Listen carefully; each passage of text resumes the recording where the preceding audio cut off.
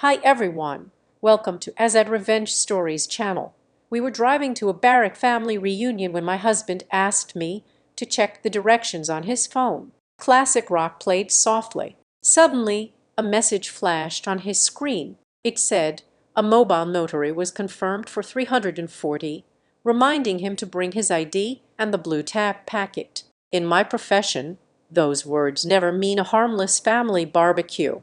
I felt a cold chill and immediately told Nate to turn the car around. I am Arver Hernandez. I am 36 years old, and for the past 10 years, I have made my living looking for the lie. As a senior closing compliance specialist at Cinder Peak Title and Escrow, my entire career revolves around catching the things people try to bury in mountains of paperwork. I look for the missing signatures, the forged dates, the hidden clauses, and the quiet shifts in liability that can ruin a life. My brain is wired to see traps where others see formalities. But on that sunny Saturday afternoon, I was completely off the clock. I was not looking for a trap. I was just a wife sitting in the passenger seat of a midsize SUV, looking forward to a weekend getaway. My husband, Nate Barrett, was behind the wheel. We were driving up into the high country of Arizona, leaving the desert heat behind for the cooler pines, headed to what was billed as a grand Barrack family reunion.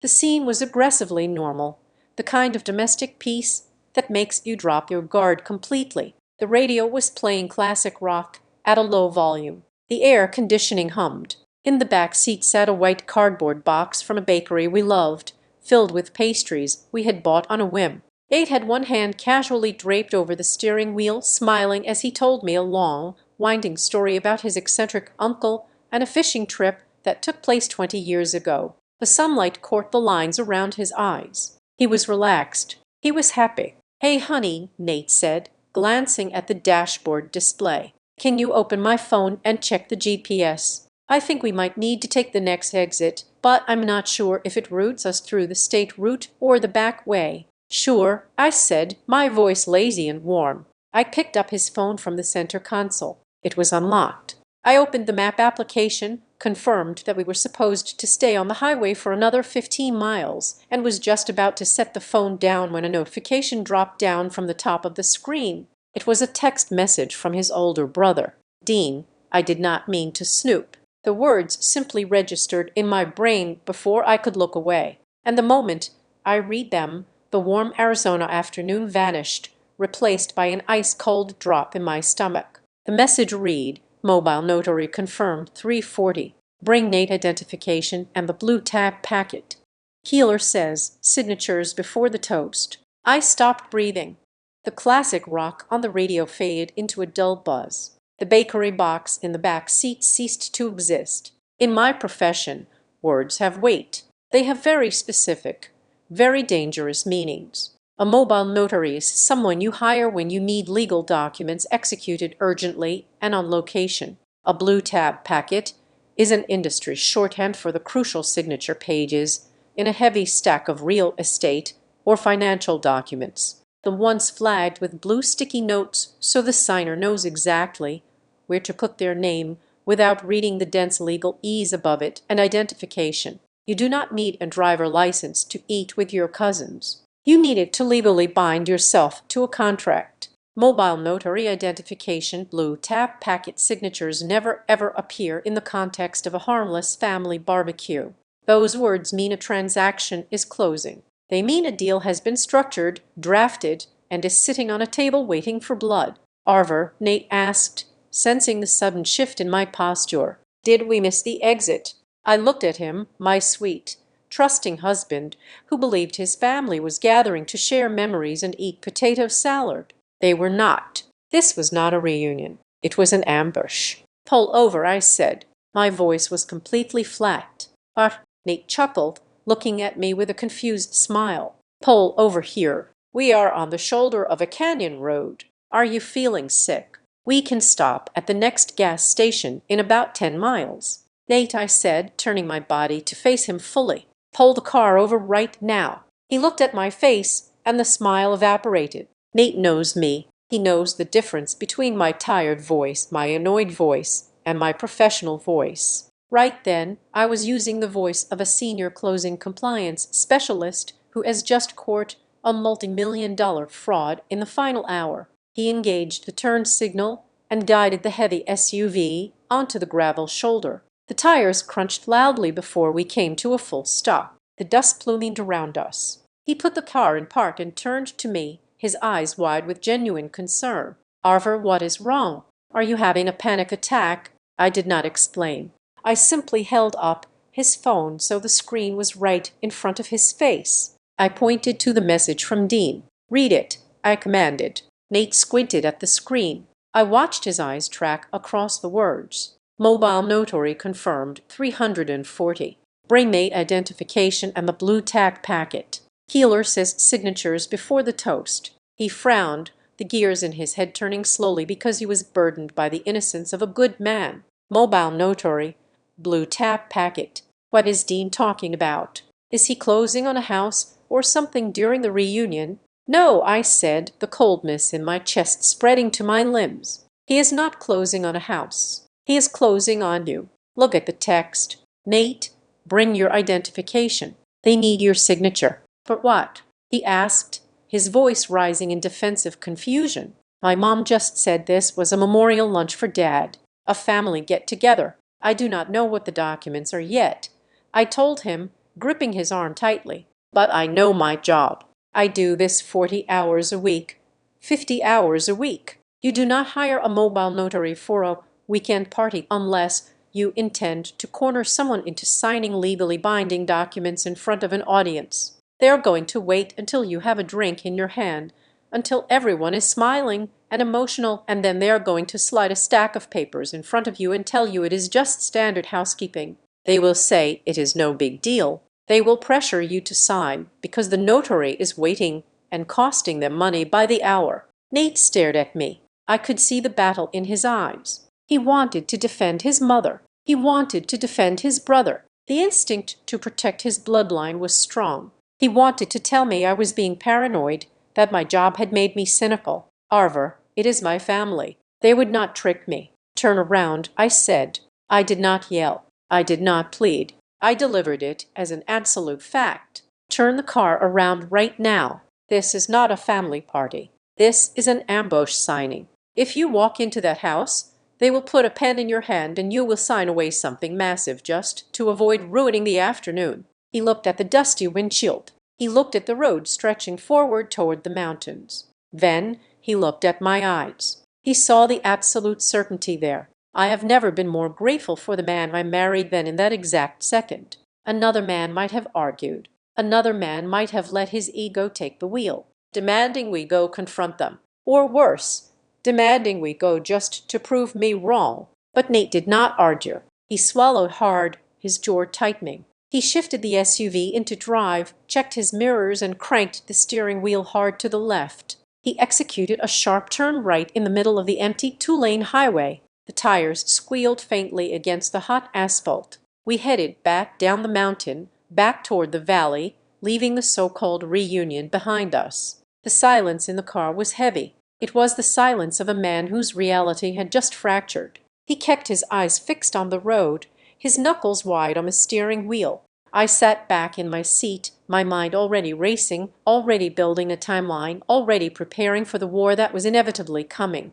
I had just pulled my husband off a ledge he did not even know he was standing on. I looked out the window at the passing red rock formations. The beauty of the Arizona desert suddenly felt harsh and unforgiving. My mind went back to the blue tab packet.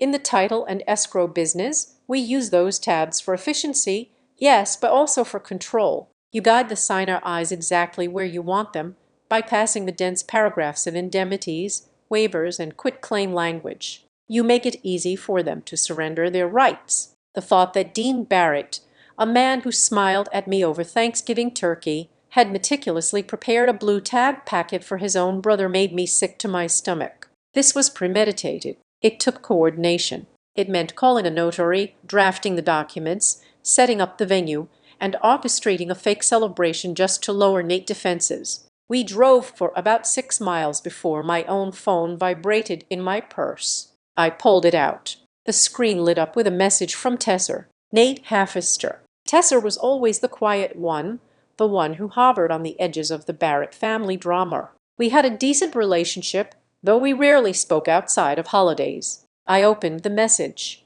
The text was short, but it hit harder than a physical blow. It read, "Do not let Dean put those papers in front of him."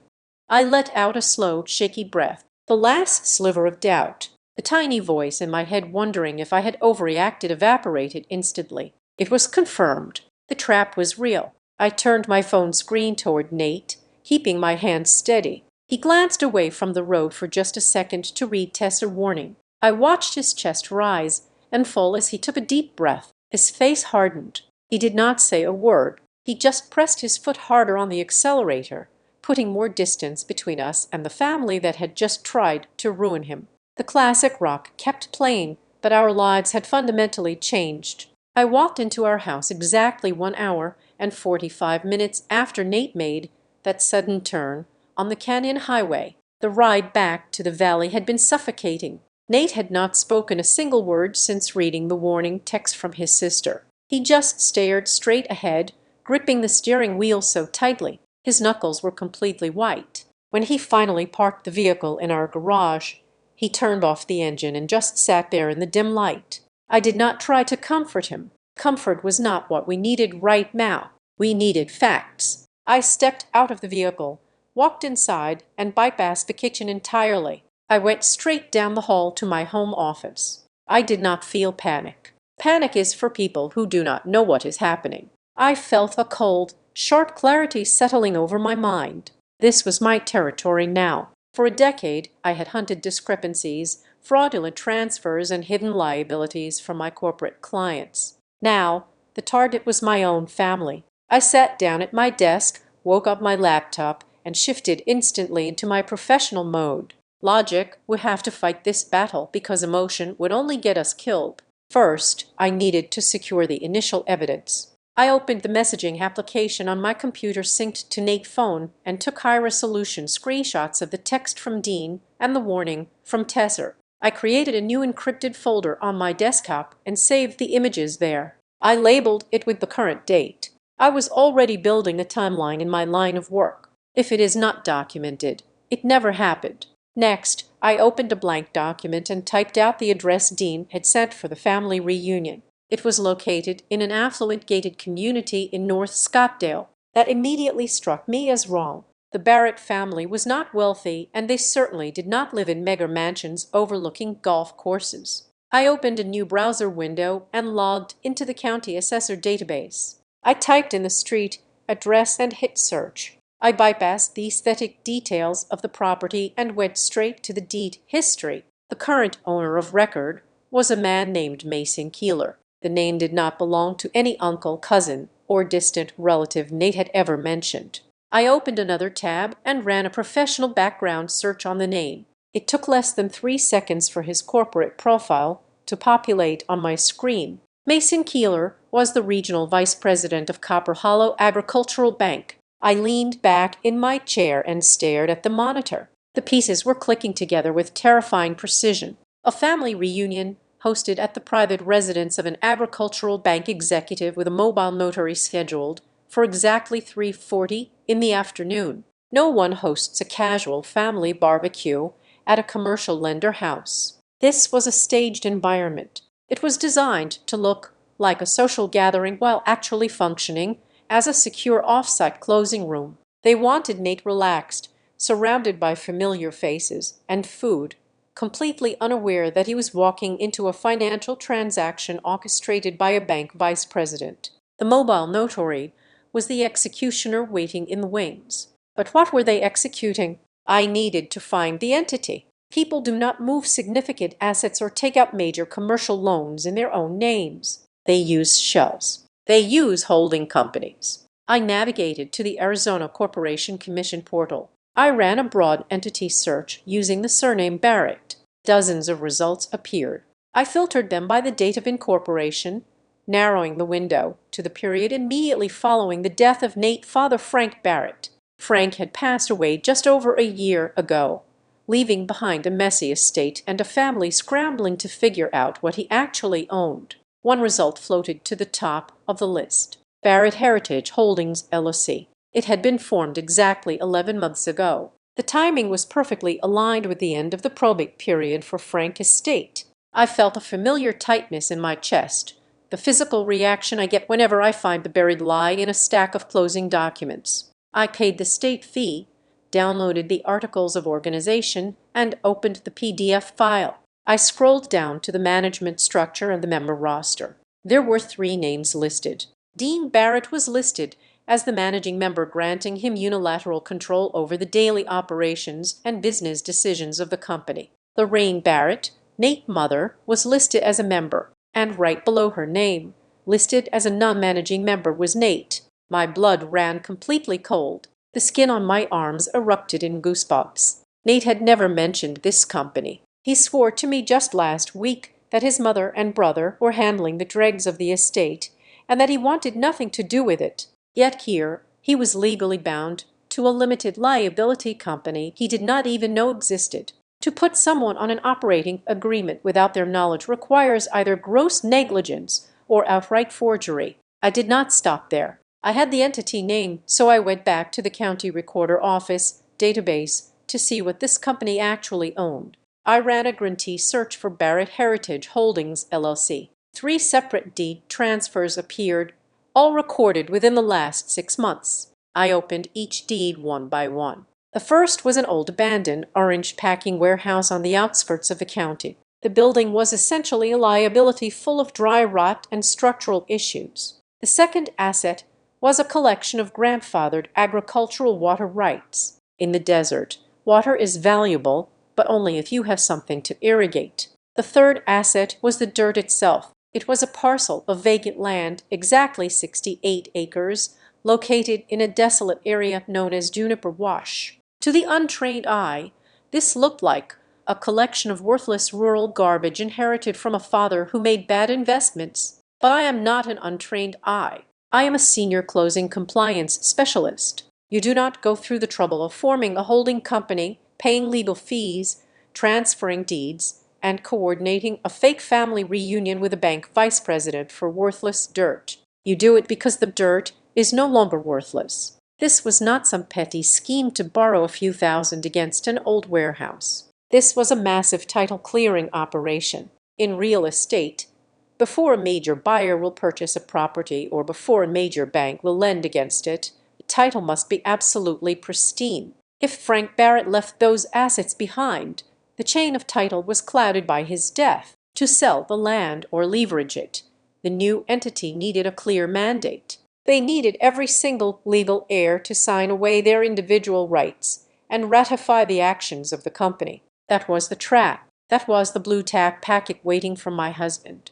Dean and Lorraine had moved the assets into the company, but the title agency or the buyer involved in this hidden transaction must have flagged Nate's missing signature. They needed Nate to sign a member consent form. They needed him to legally acknowledge the company, ratify its ownership of the 68 acres, and waive his right to contest the sale. His signature was the final key required to unlock whatever massive deal Dean had structured behind his back. The documents they had prepared were dirty, filled with liabilities they wanted Nate to absorb while they took the profit. I sat in the quiet of my office, listening to the hum of my computer tower. I had the entire mechanical structure of their betrayal mapped out on my screen. It was brilliant in its cruelty. They had weaponized his grief and his trust in his family. I hit the print command. My heavy-duty office printer sprang to life, churning out the pages of the articles of organization, the property deeds, and the corporate profiles. The physical sound of the paper sliding into the tray felt incredibly grounding. It made the invisible threat tangible. I gathered the warm pages, tapped the bottom edge against my desk to align them perfectly, and grabbed a red pen. I circled Nate's name on the member list. I circled the date of incorporation. I walked out of my office and down the hallway to the kitchen. The house was completely silent. Nate was sitting at the kitchen island. He had not poured himself a drink. He had not turned on the television. He was just sitting there staring blankly at the marble countertop, a man entirely hollowed out by the realization that his brother had tried to serve him on a silver platter. I walked up to the island and placed the thick stack of printed documents right in front of him. The sound of the paper slapping the marble echoed in the large room. He looked down at the documents, then slowly raised his eyes to meet mine. He looked exhausted, like he had aged 5 years in the span of 2 hours. I looked at him, feeling a fierce, protective anger burning in my chest. But I kept my voice perfectly level, very calm, and completely cold. "Your family was not planning to invite you to lunch," I told him, tapping my index finger on the top page. "They were planning to drag you into a transaction that has been running behind your back." I left my husband staring at the papers on the kitchen island and walked back down the hallway to my office. The air in the house felt heavy and charged with the kind of static electricity that precedes a massive storm. Finding the holding company and the property transfers was only the first layer of the deception. It explained the mechanism of the trap, but it did not explain the motive. People do not orchestrate elaborate ambushes over worthless desert scrub. I needed to know exactly what was sitting on those 68 acres in Juniper Wash. I sat back down at my desk and pulled up the State Department of Transportation planning portal. If a piece of remote land suddenly becomes highly valuable, it is almost always because the government has decided to build something near it.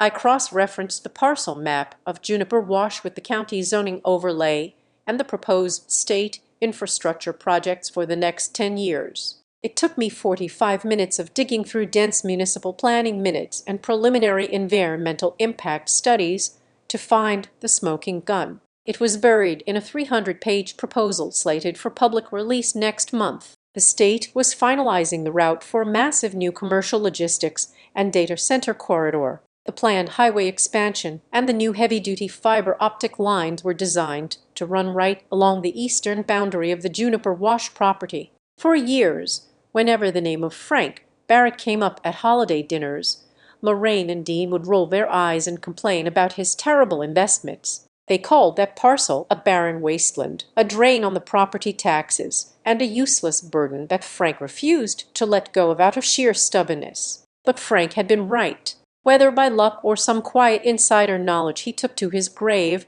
his useless burden was about to become desert gold. The moment the state publicly announced the infrastructure corridor, the value of that land would skyrocket overnight. But Dean was not waiting for the announcement. He was moving now. I needed to understand why he was operating with such desperate speed. I toddled back to the county recorder database. I had searched for deeds transferring the property into the holding company, but I had not searched for encumbrances recorded against the property. After the transfer, I ran a new query searching for any liens, deeds of trust, or agreements tied to Barrett Heritage Holdings. One document populated the screen. It was a memorandum of option to purchase. I downloaded the file and read through the legal jargon. A corporate entity called Redstone Land and Utility had secured the exclusive right to buy the 68 acres. An option agreement is essentially a contract where a buyer pays a fee to lock in a purchase price for a specific period,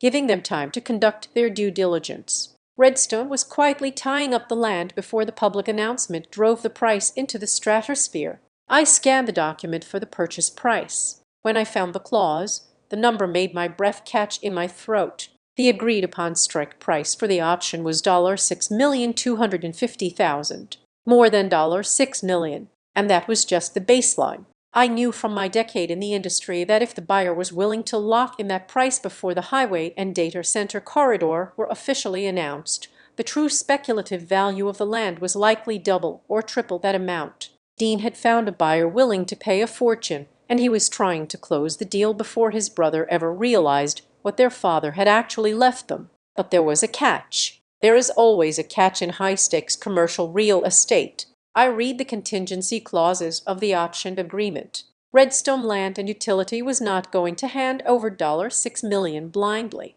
The agreement explicitly stated that the obligation of the buyer to close the transaction was contingent upon receiving a clean title commitment. The title company underwriting the deal had clearly done their homework. They had seen that the estate of Frank Barrett transferred the land to a limited liability company. They had reviewed the operating agreement of that company, and they had noticed that one of the named members had never actually signed the foundational documents without a verified signature from Nate. The holding company ownership of the land was contestable. If the ownership was contestable, the title was clouded. And if the title was clouded, Redstone would walk away from the deal or worse, tie the family up in years of expensive litigation. That was why they were in such a rush. That was why they needed the mobile notary at a fake family reunion. They needed my husband to sign a member ratification, legally cementing his inclusion in the company and validating all the prior transfers Dean had executed behind his back.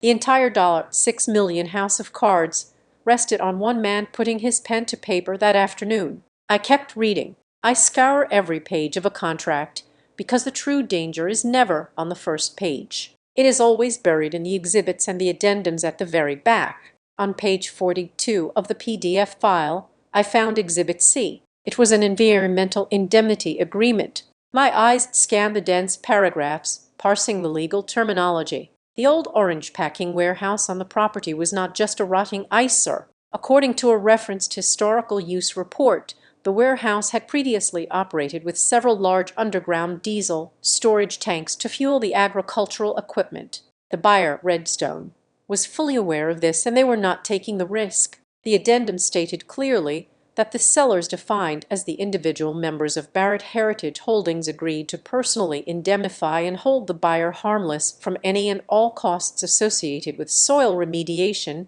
groundwater contamination, and hazardous waste removal stemming from those underground tanks. I felt a physical wave of nausea wash over me. Environmental remediation is the black hole of real estate. If those tanks had leaked diesel fuel into the soil over the last 30 years, the cost to clean it up to commercial standards could easily exceed hundreds of thousands of dollars. It could run into the millions. It could bankrupt a person entirely. I leaned close to the monitor, reading the specific liability phrasing. The indemnity did not just bind the managing member. It explicitly bound any member ratifying post-formation acts. If my husband had walked into that house in Scottsdale, had a beer with his cousins, listened to a tearful toast about his late father, and signed that blue tad packet to help his mother with some estate housekeeping, he would have triggered a catastrophic chain of events. He would have ratified a corporate structure designed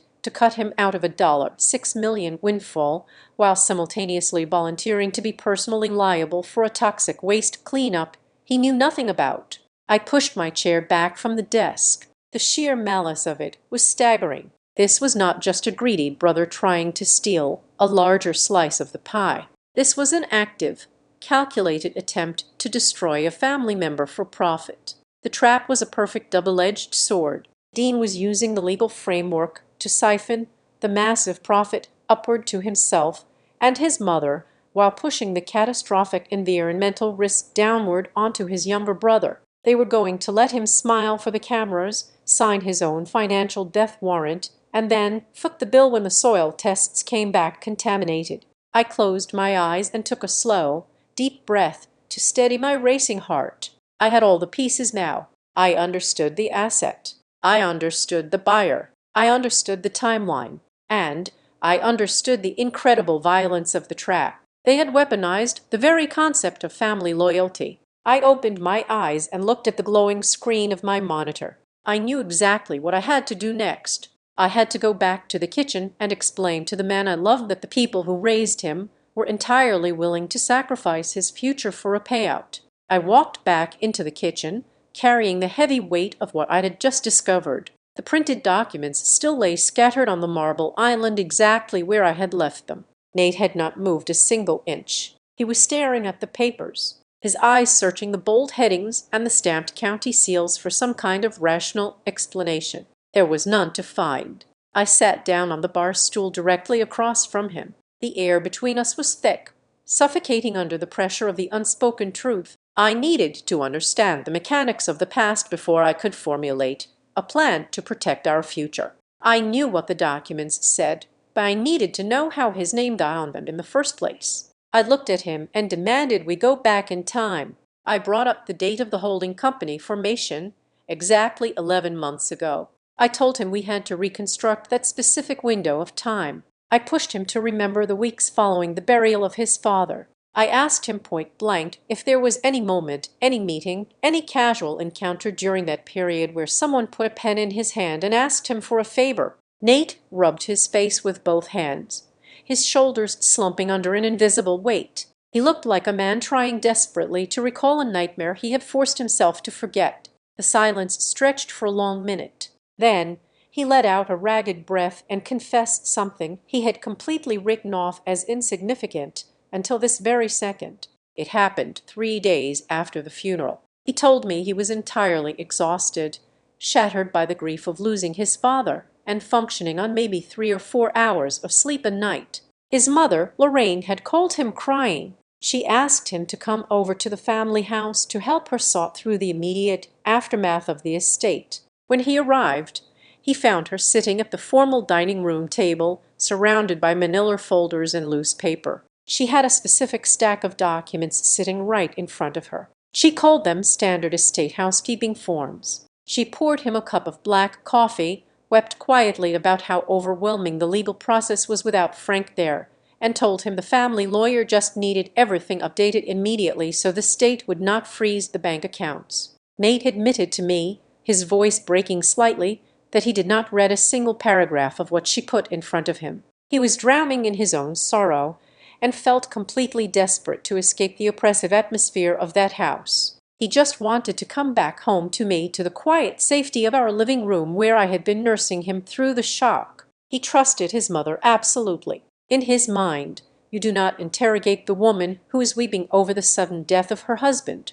He told me he remembered signing his name multiple times across various pages. I kept my voice deadpan and asked him to describe exactly what those pages looked like. He swallowed hard before answering. He recalled that there were a few pages filled with dense small text, but at the very bottom of the stack, underneath the bulky paragraphs, there were 2 or 3 pages that were almost entirely blank. They had nothing on them except a signature line at the bottom, and on the edge of those blank pages someone had carefully attached blue sticky tabs pointing right to where he needed to sign. He signed them all just to get the ordeal over with, hugged his weeping mother, and walked out the door. I did not scream at him. I did not throw the documents across the room or slam my fist down on the marble counter. I did not react with the explosive anger of a betrayed wife. Instead, I went completely, terrifyingly still. A profound, icy silence settled over me.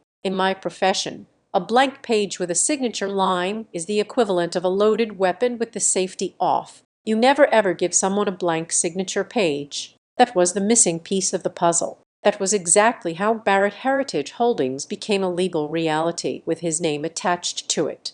Dean and Lorraine had taken those blank pages, held on to them, attached them to the back of the corporate operating agreement they drafted weeks later, and filed them with the state. My silence was far worse for Nate than any screaming match could ever be. It was the sound of my respect for his judgment hitting the floor and shattering into pieces. I sat there processing the sheer manipulation of it. But Nate was not finished talking. The dam of his guilt had completely broken, and he could not stop the flood. He looked at me, his eyes filled with a new kind of panic, and told me there was something else I needed to know. About 2 years ago, long before his father ever got sick, Lorraine had asked him for a digital copy of his signature. She claimed she was compiling a comprehensive master file of family records. She said she wanted to gather all the emergency contacts, medical directives, and life insurance policies into one secure digital vault just in case a tragedy ever struck the family. She told him she needed his signature on file to authorize certain family insurance updates and health proxies. Nate, ever the obedient and unquestioning son, had taken a piece of white paper, signed his name clearly in black ink, scanned it at higher resolution, and emailed it directly to her. He thought it was a completely normal, responsible request from a mother wanting to keep her family organized. He never once considered that handing over a digital replica of his legal identity was a dangerous act. Hearing that, I felt a fundamental crack run right down the center of our marriage. It was a physical sensation, an ache right behind my ribs. The fracture did not happen because we had fallen out of love. I loved him fiercely, and I knew he loved me. But love is absolutely not enough to sustain a partnership when the gates of the fortress are left wide open and unguarded. I realized in that exact moment that the man I trusted with my life, the man I shared my home and my finances with, had a fatal psychological blind spot. His sheer gullibility, his absolute refusal to see the manipulative tendencies of his own mother, had unlocked the front door of our lives and allowed a financial predator to walk right into our living room. We were exposed to ruin not because Dean was some brilliant criminal mastermind, but because my husband had willingly handed them the keys to his identity. I looked at him, feeling a deep, exhausting sadness wash over the anger. I spoke very slowly, making sure every single word landed exactly where it was supposed to.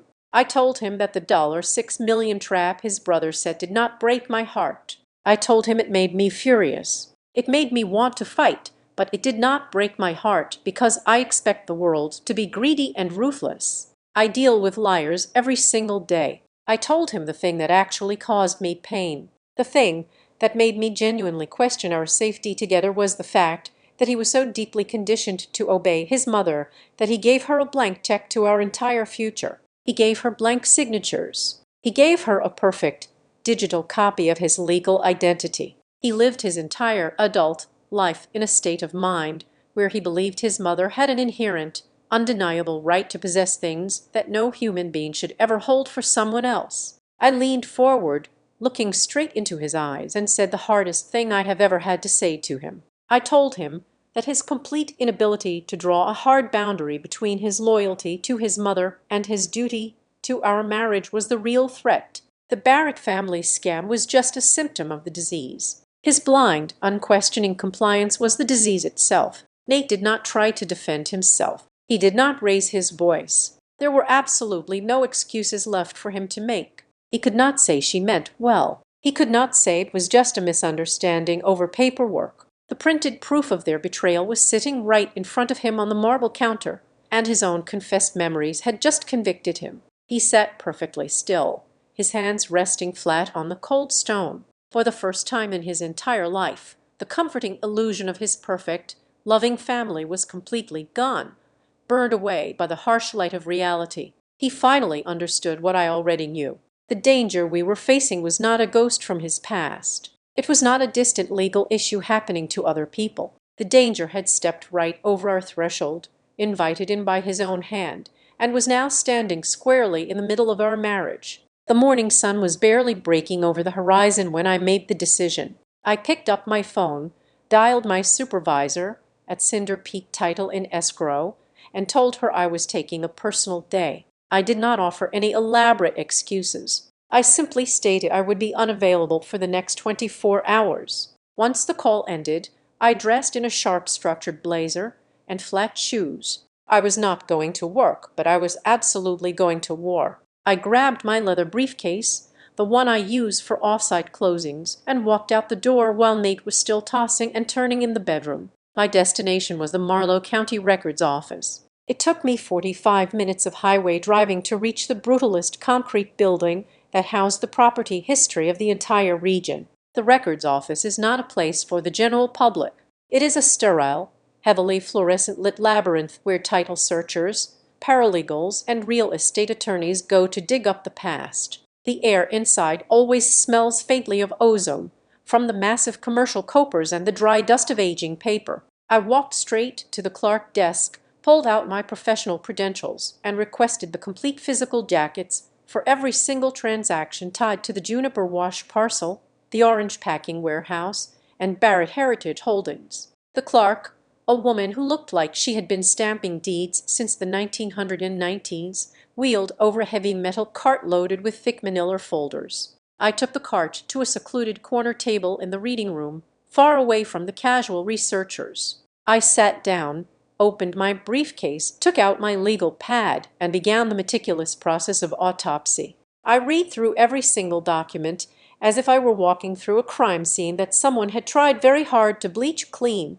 and whoever drafted these papers had done a remarkably good job.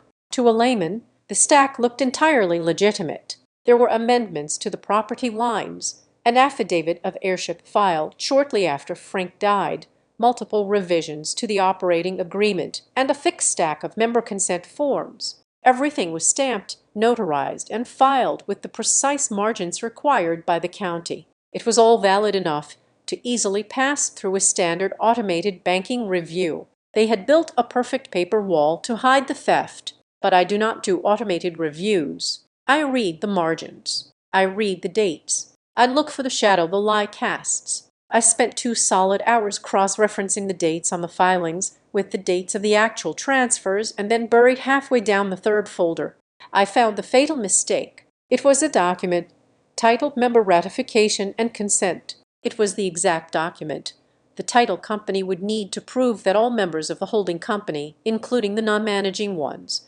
agreed to the pending sale of the Juniper Wash land. I looked at the signature block at the bottom of the second page. There it was, my husband's name, written out in black ink. I moved my eyes to the top right corner to check the date of execution. The document was dated October 14th of the previous year. The notary stamp next to the signature confirmed that date. I sat perfectly still, my eyes locked on that specific string of text, October 14th. My mind raced back through our shared calendar. I did not even need to open my phone to verify where we were on that exact day. I knew it with absolute certainty. On the morning of October 14th of last year, Nate and I were sitting in a crowded ballroom in Portland, Oregon. He had accompanied me to a national title insurance conference. We had spent the entire afternoon exploring the city in the evening, eating dinner overlooking the river. I still had the hotel receipts, the digital plane tickets, and dozens of photographs of him standing in the rain,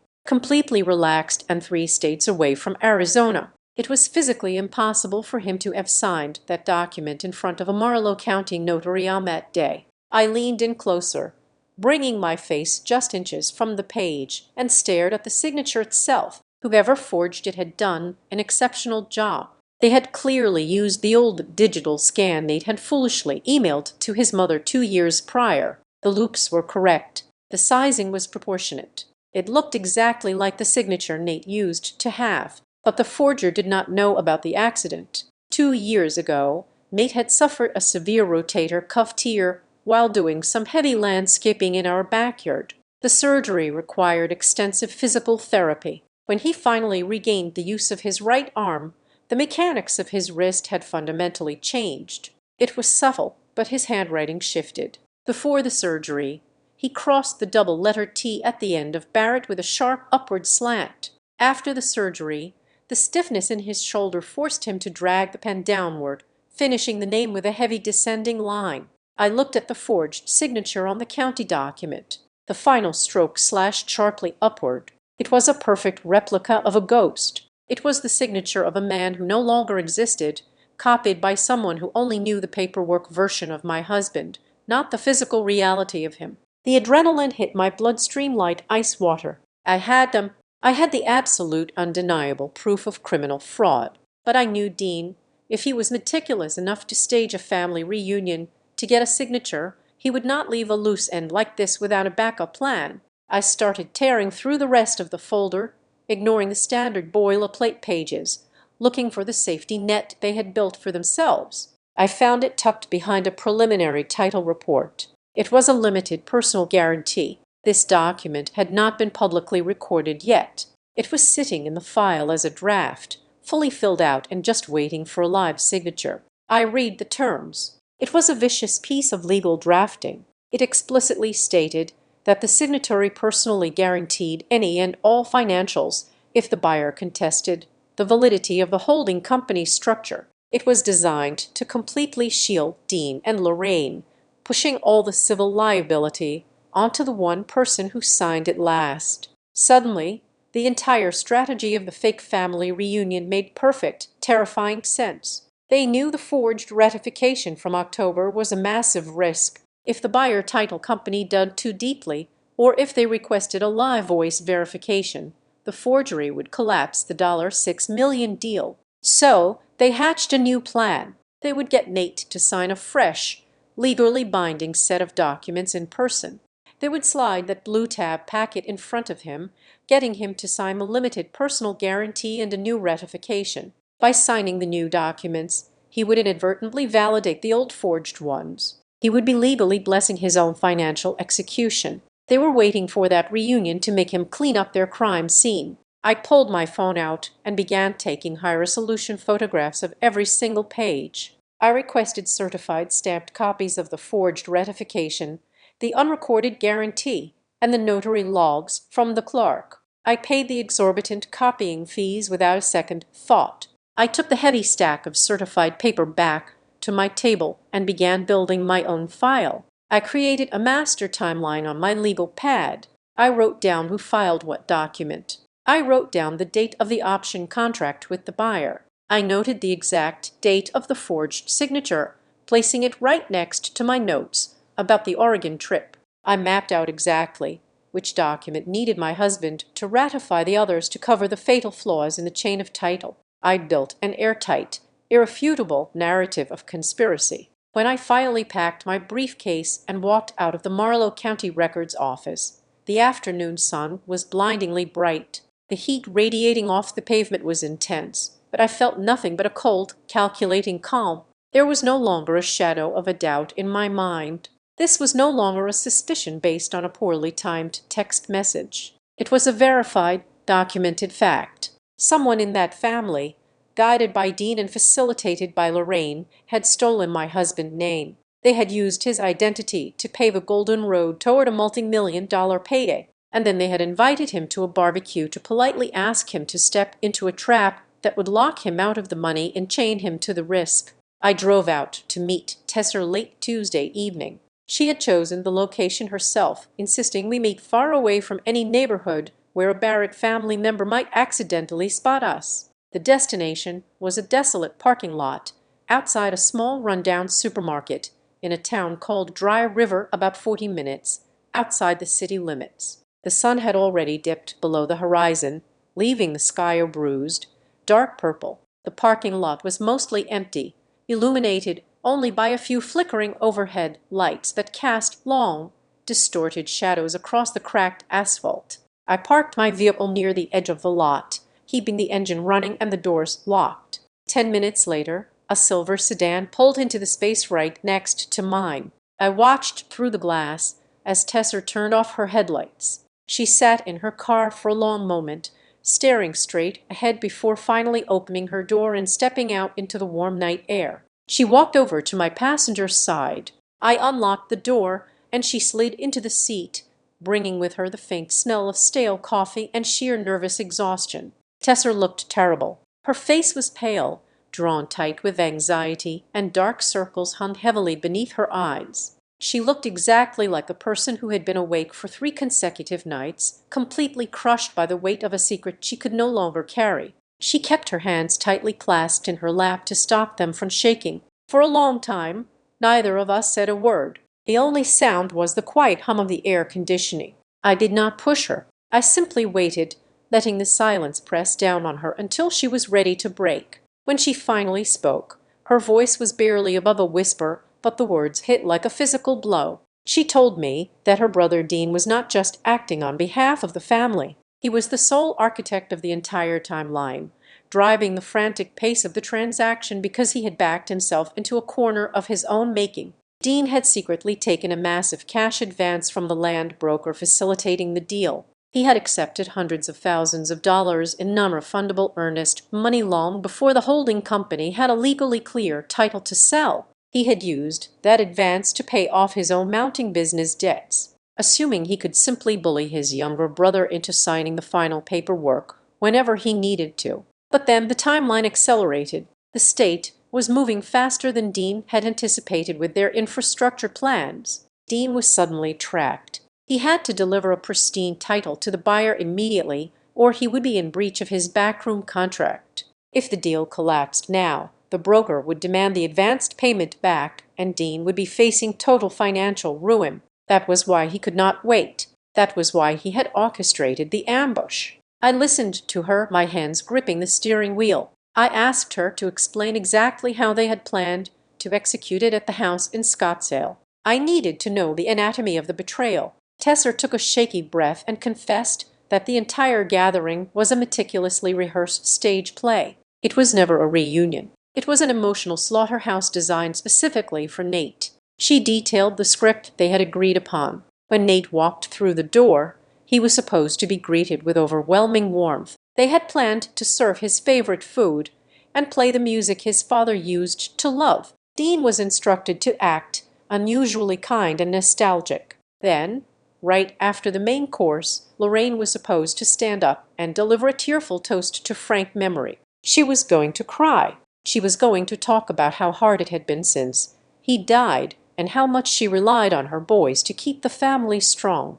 Tesser looked down at her shaking hands and told me that the mobile notary was instructed to wait out of sight in the home office. The moment Lorraine started crying, the notary was supposed to walk into the dining room. It was psychological warfare. They were going to hit Nate with the paperwork at the exact second his emotional defenses were completely destroyed by his grieving mother. Tesser explained the physical structure of the documents. Dean had personally arranged the blue tab packet. He placed several harmless tax update forms on the very top of the stack. Those were the pages he would encourage Nate to read. But the binding legal documents, the ratification clauses, and the devastating liability waivers were buried at the very bottom. The blue sticky tabs were placed perfectly, so Nate could just flip the corners and sign his name blindly, trusting that the dense paragraphs above his signature were exactly what his mother claimed they were. They even had a unified script prepared.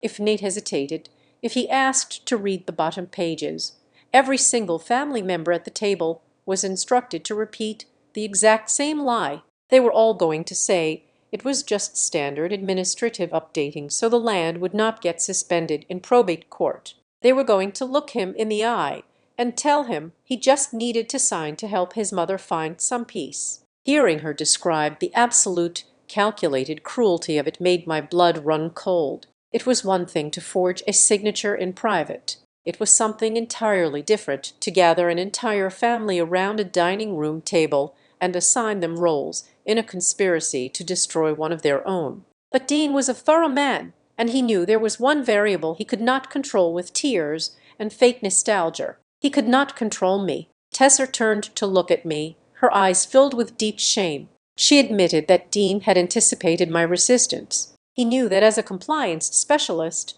I would immediately recognize a trap if I saw the papers. So he had spent the last 3 weeks quietly planting seeds of doubt in the family, preparing a coordinated smear campaign against my character. If I tried to stop Nate from signing, Dean was going to launch a full verbal assault. He was going to publicly brand me as a controlling outsider who wanted to tear the Barrick brothers apart. He had instructed Lorraine to tell Nate that I was clinically paranoid because of my profession, that I saw fraud everywhere, and that I was trying to project my corporate cynicism onto their sacred family bond. They were fully prepared to isolate me, to make Nate choose between the wife, who was supposedly ruining a beautiful family moment, and the weeping mother who just needed his help. They wanted to break my marriage just to secure a signature. Tessa reached into her large leather purse and pulled out a standard white envelope. Her hand trembled as she held it out to me. I took it,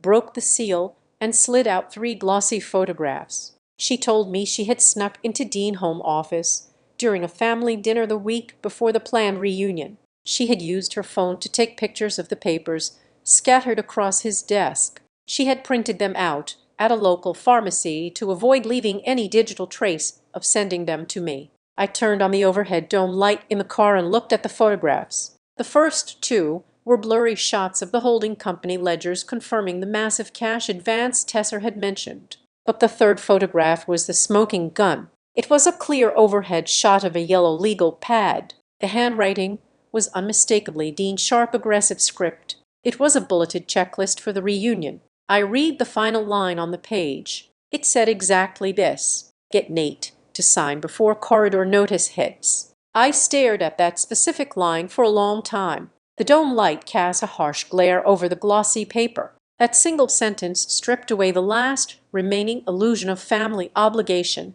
Dean was not rushing because the buyer was impatient. He was not rushing because of the cash advance alone. He was rushing because he knew the state government was about to issue a public notice regarding the new commercial infrastructure corridor. Once that public notice hit the evening news, the secret would be out. Every single person in the county would know that the barren land in Juniper Wash was suddenly worth a massive fortune. If Nate saw that news broadcast, he would immediately demand an appraisal. He would hire his own lawyer. He would never under any circumstances sign a blind ratification that surrendered his ownership rights and chained him to a toxic environmental liability. Dean had to close the trap before the state turned on the lights. I carefully slid the photographs back into the white envelope and placed it securely in my briefcase on the back seat. I turned off the dome light, plunging the car back into darkness. I looked over at Tesser. She was crying quietly now,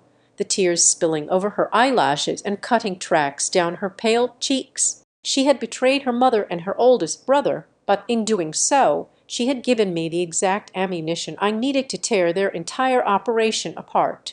I told her she did the right thing. I told her to go home, to stay completely quiet, and to act like everything was normal. I promised her that when the explosion finally happened, I would make sure she was standing far away from the blast radius. She nodded weakly, opened the passenger door, and stepped out into the empty parking lot. I watched her walk back to her silver sedan, get in, and drive away into the dark. I sat alone in my car for a few minutes, listening to the engine idle. I now possessed the complete blueprint of their malice. They had built a perfect machine to destroy my husband, but they had made one fatal miscalculation. They assumed I was just a spectator. They were about to learn exactly what happens when you try to run a fraudulent closing on a woman who dismantles them for a living. The doorbell rang just past 7:00 on Wednesday evening. I was standing in the kitchen pouring a glass of water, feeling the exhaustion of the past 48 hours settling deep into my bones. Nate walked down the hallway and opened the front door. I heard the low murmur of voices, and then a sudden chilling shift in the atmosphere of our home. It was Lorraine. She stepped into our entryway holding a glass baking dish covered tightly in aluminum foil. The sweet, heavy scent of warm peach cobbler immediately filled the space, clashing violently with the cold, hard reality of the documents sitting on my desk just a few rooms away. She did not storm into the house. She did not raise her voice or demand an explanation for why we had skipped the gathering in Scottsdale. Instead, she walked into my kitchen looking small, frail, and profoundly wounded. Her hands trembled slightly as she set the baking dish on the marble counter. She wore a soft knit cardigan, and her eyes were already rimmed with red. It was a masterclass in psychological warfare. She was deploying the ultimate defense mechanism of the guilty. She was playing the victim. Nate pulled out a bar stool for her, his face pale and tense. Lorraine sat down, wrapped her shaking hands around the edge of the counter, and began to spin a narrative so completely detached from the truth that it left me momentarily speechless. Her voice shook as she painted a picture of a family on the brink of absolute ruin. According to Lorraine, Frank had not left behind a hidden fortune. He had left behind a disastrous tangled mess of unrecorded debts, boundary disputes, and looming lawsuits. She claimed that the holding company was just a desperate attempt to shield the family assets from aggressive creditors. She painted Dean not as a mastermind seeking a massive payout, but as a martyr. She said Dean was losing sleep, working himself to the bone, taking on massive personal stress just to keep the estate afloat so they would not all lose everything. Then she turned her tearful eyes toward me. The warmth vanished from her gaze, replaced by a subtle, cutting resentment. She told Nate right in front of me that I was blowing a simple paperwork misunderstanding wildly out of proportion. She used a soft, patronizing tone to suggest that because I dealt with corporate fraud all day, I was projecting my cynical worldview onto their simple family housekeeping. She said I had never truly made an effort to understand the Barrett family dynamics and that my constant need for control was tearing her boys apart. I stood perfectly still, watching the performance. I knew the exact dollar amount of the auction contract. I had seen the forged signature, but Nate had only seen the papers through my eyes. And now he was seeing his mother crying in his kitchen, right on cue. Her tears began to fall. They spilled over her cheeks as she talked about standing over Frank at the funeral, feeling completely alone, and then she went straight for the most vulnerable part of my history. She looked at me and brought up the winter 3 years ago, when I had suffered a severe physical burnout and a deeply painful personal loss. She reminded us both, her voice thick with emotion, how she had driven over to our house every single afternoon to bring me soup, to sit by my bed, to make sure I was not alone while Nate was at work. She weaponized my past grief, declaring that family loyalty was a sacred bond, that they take care of each other no matter what, and that she could not believe I would accuse them of something so evil. I watched the resolve completely drain out of my husband. The man who had been ready to fight alongside me just hours ago was now crumbling under the weight of his own guilt. Nate was paralyzed by the fear that he was criminalizing his grieving mother over legal jargon he did not fully understand. He reached out and put his hand over hers. He started apologizing. He started making excuses for Dean, suggesting that maybe his brother was just being sloppy and aggressive rather than actively malicious. He could not bear the psychological agony of calling his mother a fraud to her face. When Lorraine finally left, leaving the untouched peach cobbler on the counter as a monument to her suffering, the house felt like a sealed pressure cooker. Nate and I had the most vicious, destructive argument of our entire relationship. It started in the kitchen and spilled out into the hallway, our voices echoing against the walls. I refused to back down. I pointed at my office, telling him that the county records did not cry, the auction contract did not bake pies, and the forged signature did not care about his childhood memories. I told him this was not a complicated family dynamic, but a highly structured, predatory legal trap.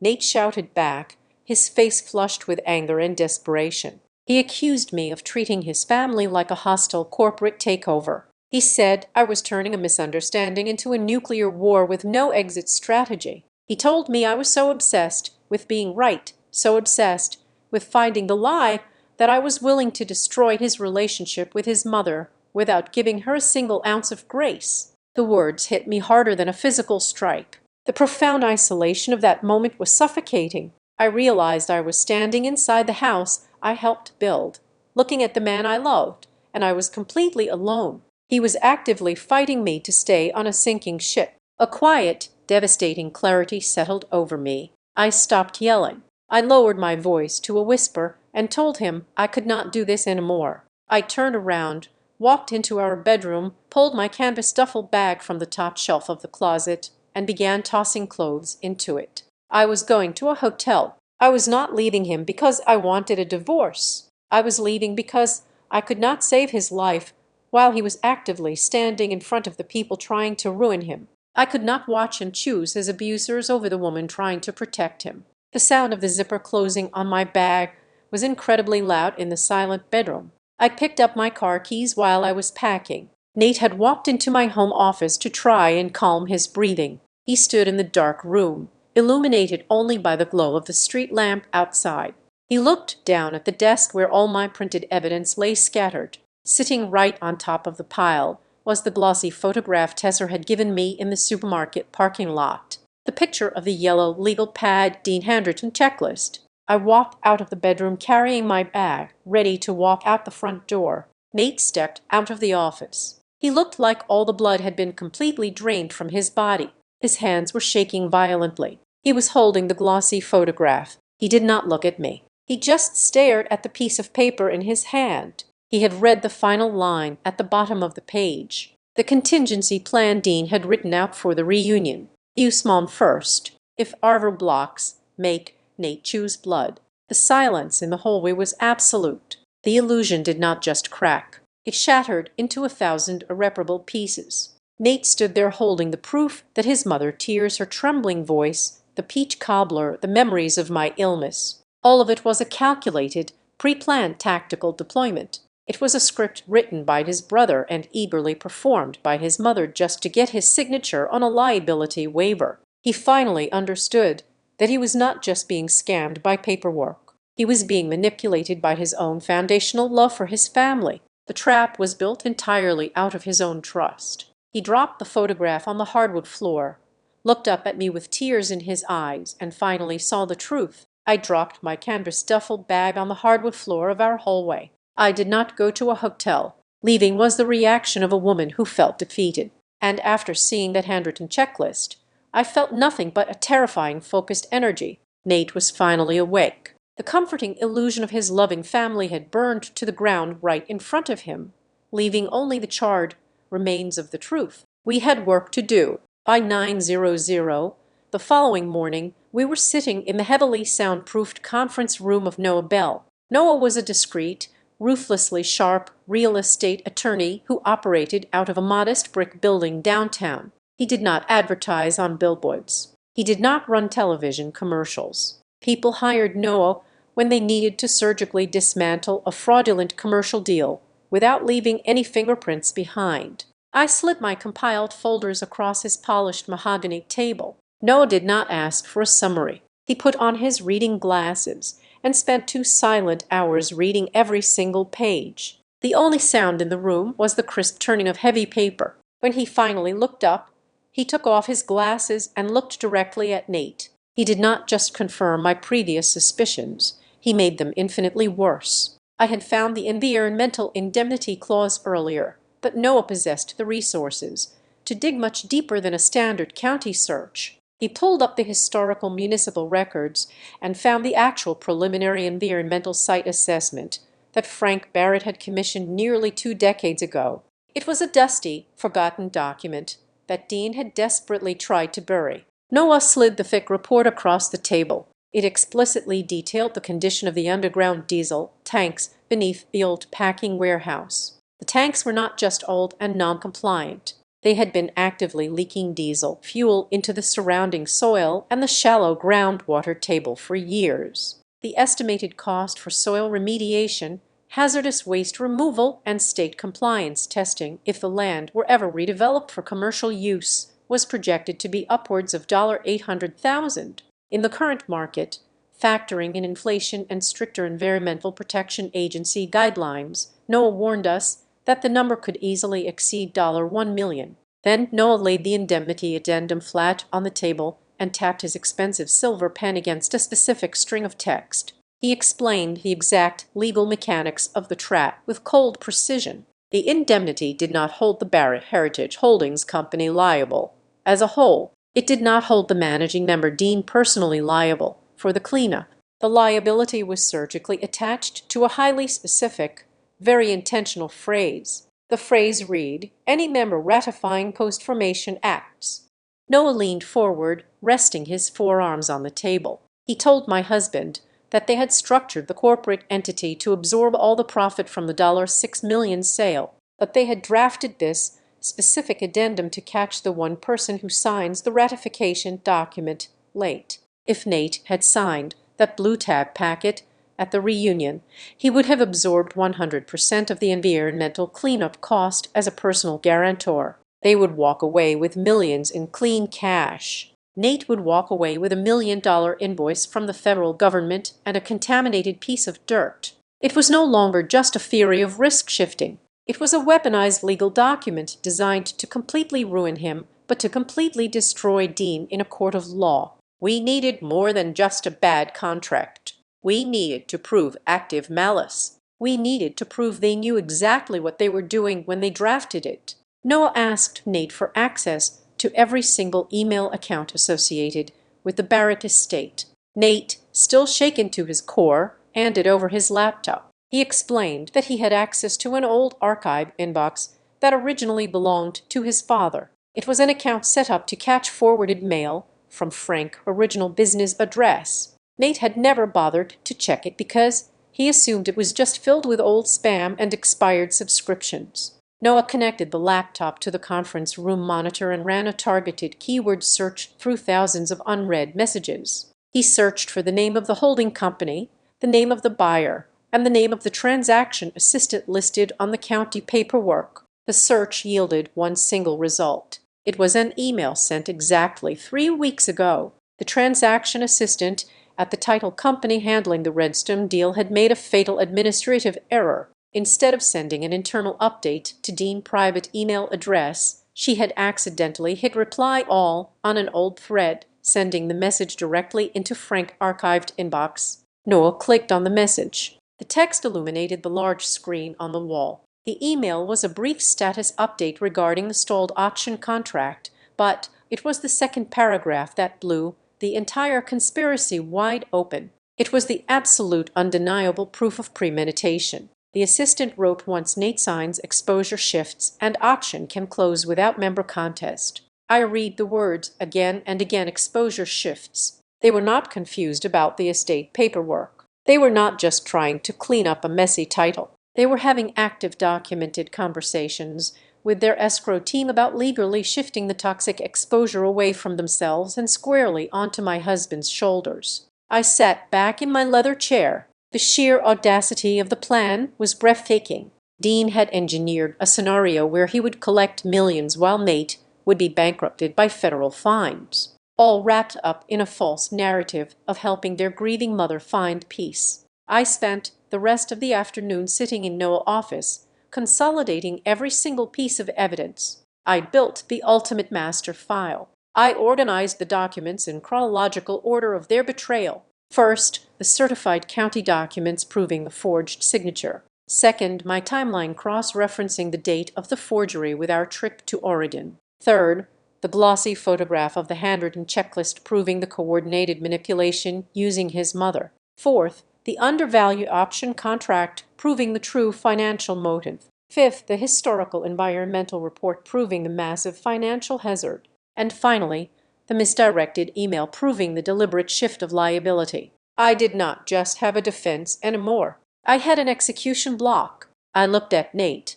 He was staring at the thick binder I had just assembled. The paralyzing grief over losing the illusion of his family was completely gone. It had been rapidly replaced by something much more useful. It was a cold, hard, unyielding anger. Noah closed his legal pad and asked us what we wanted to do next. He offered to file an immediate injunction to freeze the holding company assets. He offered to send a cease and desist letter to the buyer and tie the land up in litigation for years. I shook my head immediately. A quiet legal letter would allow Dean and Lorraine to play the victim again. It would allow them to claim they made an honest mistake and hide behind their lawyers in the shadows. I was not going to give them the luxury of a quiet retreat. They had tried to ambush my husband in front of his entire family, using tears and memories as weapons. I looked at my husband and he nodded. I turned back to Noah and told him we were not going to stop the transaction quietly. We were going to prepare a single, perfectly clean counterattack. Instead of retreating into the safety of an immediate legal injunction, we chose a much more dangerous path. We decided to walk directly into the jaws of the trap they had set for us. It took exactly 48 hours to set the stage.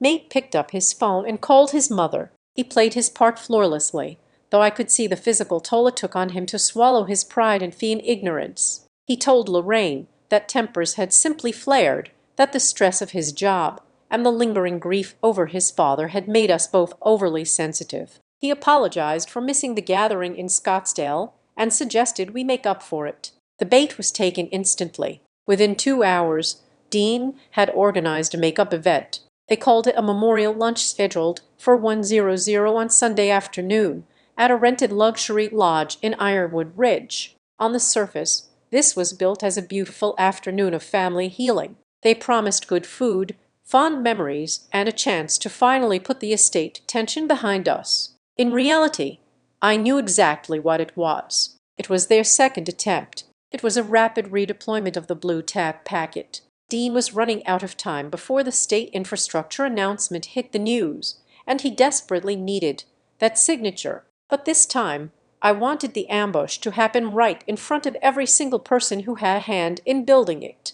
Our attorney, Noah Bell, was entirely prepared for the fallout. He had drafted an emergency restraining order and a formal notice of pending litigation that would immediately freeze any attempt to transfer or encumber the property. But we explicitly instructed him not to file the paperwork with the county court yet. Filing early would tip our hand. It would give Dean the opportunity to destroy internal communications, shred the drafted liability waivers, and claim it was all a giant misunderstanding. I did not want them to have the luxury of plausible deniability. I wanted them to slide the fraudulent documents across a dining table in front of witnesses. I wanted to catch the structure of their lie in the open air, fully exposed. We also had an inside ally ready to make her move. I had spoken with Tesser over a secure line late Friday night. She agreed to attend the memorial lunch. It was a terrifying decision for her. She knew that by standing with us, she was effectively excommunicating herself from her mother and her older brother forever. The Barrett family, as she knew it, would cease to exist after Sunday afternoon. But she told me she could no longer stomach the suffocating weight of their greed. She was going to be in that room, and for the first time in her life, she was going to publicly defy the man who had treated her like a subordinate for decades. Saturday evening, the night before the lunch, Nate and I sat at our kitchen island and established our absolute rules of engagement. This was not going to be a screaming match. It was going to be an execution. We agreed that he would not sign a single piece of paper, no matter how much pressure they applied. If Dean or Lorraine pushed the blue tab packet in front of him, Nate was going to pull the stack apart. He was going to read the title of every single document out loud, projecting his voice so every aunt, uncle, and cousin in the room could hear the exact legal terminology of the trap. We promised each other there would be no yelling, no cursing, and no loss of emotional control. We were going to let the cold hard facts suck the oxygen right out of the room. Despite the meticulous preparation, a massive knot of tension remained tightly coiled in my chest. The central unknown variable was Lorraine. I lay awake for hours that night, staring at the dark ceiling of our bedroom, turning the question over and over in my mind. How much did she actually know? Was she the mastermind who had authorized the forgery and orchestrated the environmental liability shift from the very beginning? Or was she just a pawn, a grieving widow manipulated by Dean and his relentless fearmongering about losing the family assets to imaginary creditors? I genuinely did not know which reality was worse. A mother who actively tries to destroy her son for cash, or a mother who is so utterly blind to the cruelty of her favored child that she willingly hands him the knife. But the most terrifying aspect of the night was not about the real estate, the money, or the fraudulent paperwork. It was about the man sleeping next to me. This was no longer just a battle over a commercial land deal. This was the defining crossroads of our entire marriage. For his whole life, Nate had been the accommodating son. He had been conditioned to yield, to apologize, to absorb the toxic behavior of his family in the name of keeping the peace. Tomorrow, he was going to have to stand up in a crowded room and look his mother in the eye while he dismantled her lies. He was going to have to choose between the family he came from and the family he had built with me. If he wavered, if the tears and the guilt trips broke his resolve at the final second, there would be nothing left for me to save. I would have to pack my bags for good.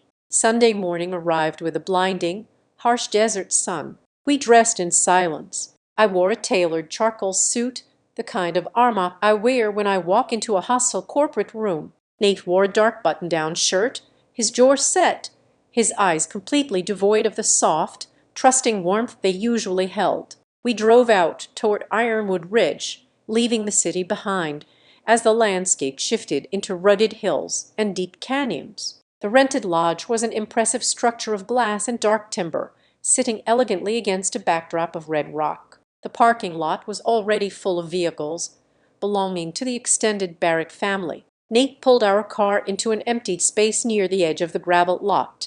He put the vehicle in park, but did not immediately turn off the engine. We sat there in the cool cabin. The dashboard clock read 12:45. It was the exact same physical setup as the day on the highway a week ago. We were sitting in the same seats, facing a gathering of the same people, knowing a trap was waiting for us inside. But the dynamic had entirely shifted last time. We had slammed on the brakes and turned around to escape the danger. We had run from the unknown. Today, there was no fear of the unknown. We knew the anatomy of the beast waiting behind those timber doors. We knew its exact price, its methods, and its weaknesses. I turned to look at my husband. He took a long, slow breath, unbuckled his seat belt, and reached over to turn off the ignition. The engine fell silent. He looked back at me, his expression resolute and completely unyielding. We were not turning the car around this time. We opened the doors and stepped out into the dry heat, ready to walk straight into the ambush and snap the jaws of the trap backward onto the hands of the people who set it. We walked through the heavy timber doors of the rented luxury lodge in Ironwood Ridge right at noon. The interior was massive, featuring high-vated ceilings, exposed wooden beams, and expansive glass windows overlooking the desert valley. The Barrett family had spared no expense in constructing their illusion. A long buffet table was covered with expensive catered food. from roasted meats to elaborate salads. In the very center of the main dining space, surrounded by tasteful floral arrangements, sat a large framed photograph of Frank Barrett.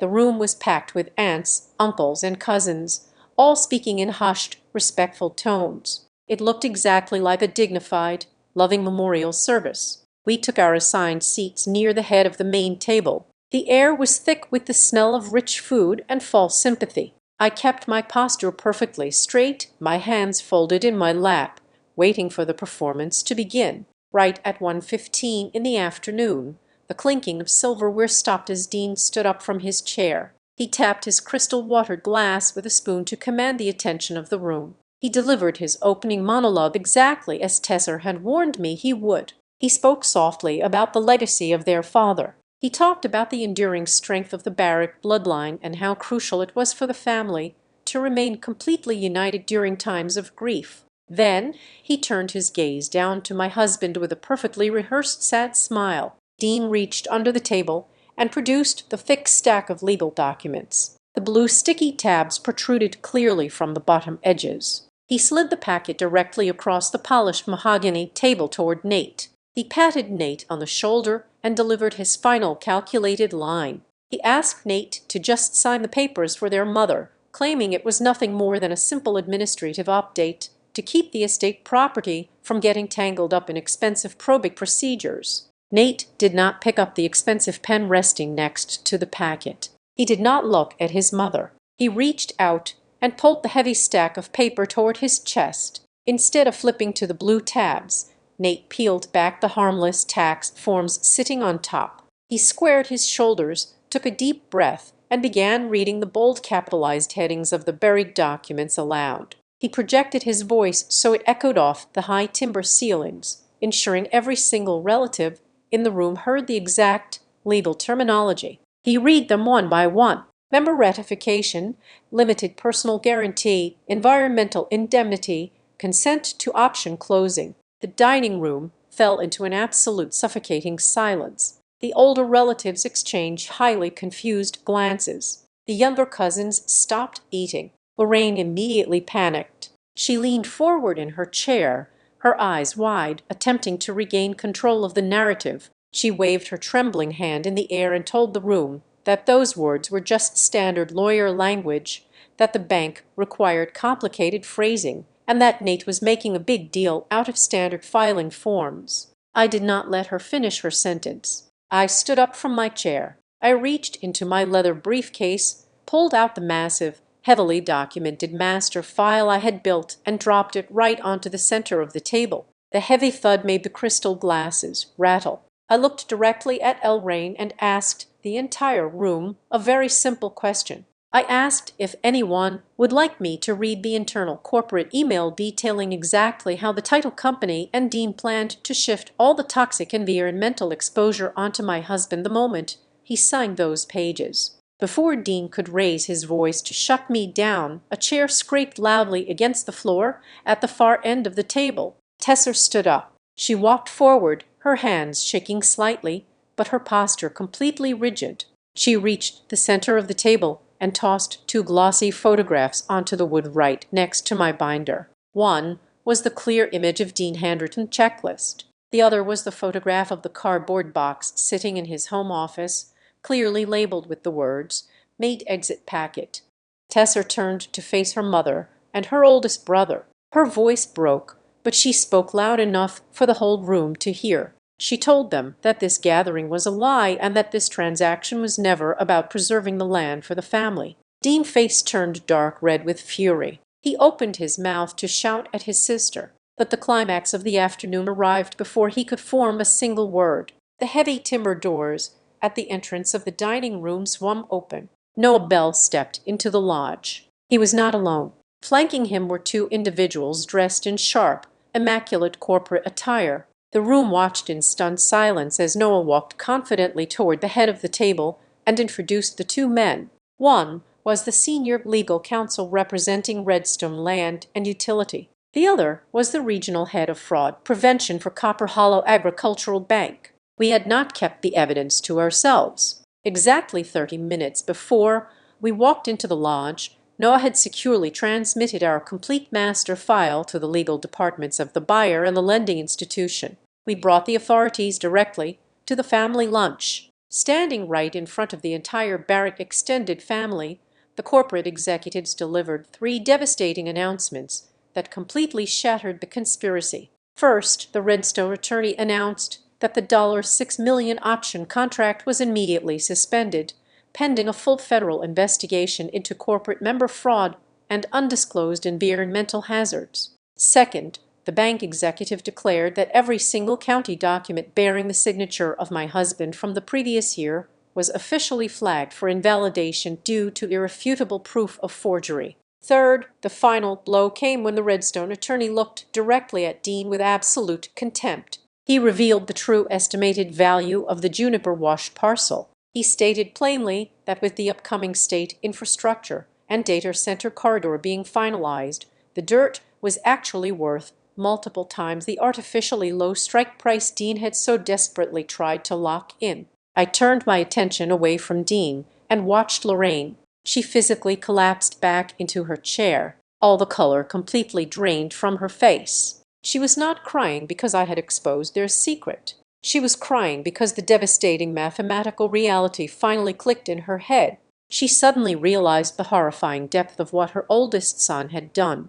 Dean was not just trying to steal from his younger brother. By rushing the sale at a massive discount and structuring the holding company to absorb the initial payout, Dean was planning to take his massive cut, leave his mother with a fraction of the actual land value, and let the entire family structure collapse under the crushing weight of the environmental cleanup costs. He had eagerly used his grieving mother tears to facilitate his own wealthy escape. Lorraine finally understood that she was never a partner in his scheme. She was just another victim he was willing to sacrifice. Dean stood completely frozen. His jaw was tightly clenched, his eyes darting frantically around the room as he watched his reputation, his financial future, and his entire career dissolve into dust in front of his family. Then Nate stood up. He did not yelp. He did not throw anything. He looked at his brother and his mother with a cold, absolute detachment that was far more punishing than anger. He announced to the silent,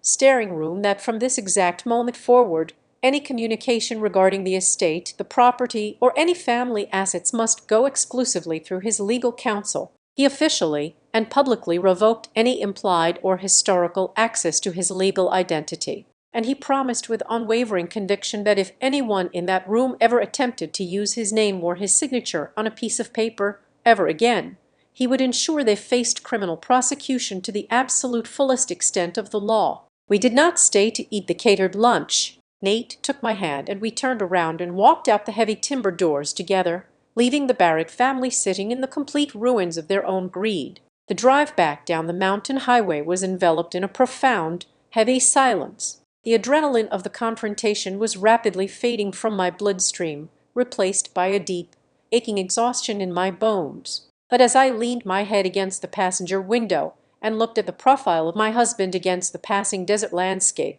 I felt an overwhelming sense of peace. We had not won an easy victory. We had walked through fire, but as the miles rolled by, I knew we had achieved something monumental. Dean was completely isolated. The fraudulent deal was frozen indefinitely, and the forged documents had become the exact evidence that would destroy his professional life. Lorraine had lost her manipulative control, forced to face the ugly truth of her favorite son instead of hiding behind the sacred shield of family loyalty. And we had survived.